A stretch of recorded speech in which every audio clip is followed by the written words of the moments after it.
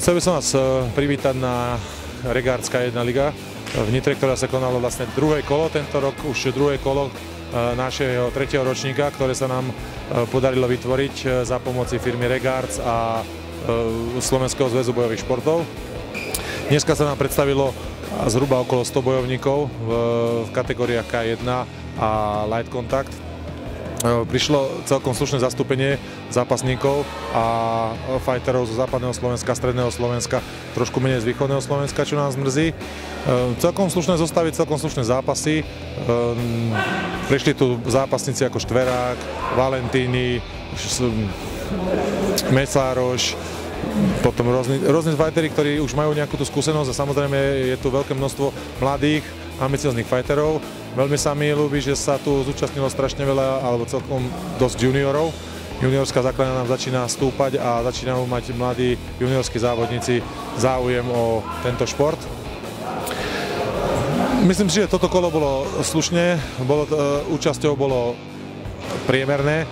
Trošku je to po novom roku vidieť a cítiť, že vlastne tí chlapci po novom roku a po silvestrovských vianočných sviatkoch ešte stále naberajú tú svoju, jak by som to povedal, kondíciu. Takže ďalšie kolo máme pripravované v Bratislave so spolúčasťou Bratislavskej boxerne.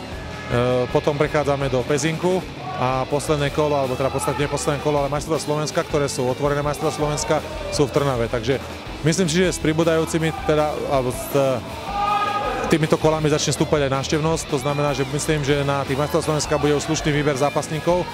Všetky tieto kolá sú vlastne prípravou k záverečným šampionátom, ktoré sa konajú vždycky v septembri, októbri, novembri na majstrovstvách sveta a majstrovstvá Európy. Tento rok nás čakajú majstrovstvá Európy všetkých troch federácií, ako je VKU, VKA a VKF.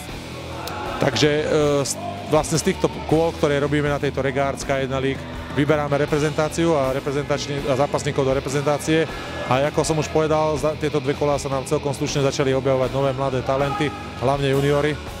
A týmto pádom by som chcel pozvať všetkých zápasníkov alebo všetkých fighterov, ktorí majú chuť si zazápasiť, ktorí majú nejaké skúsenosti s K1 a chceli by vyskúšať si svoje alebo ukázať svoje skúsenosti v zápasoch, aby sa prišli ukázať v najbližšom kole v Bratislave v bratislavskej boxerni.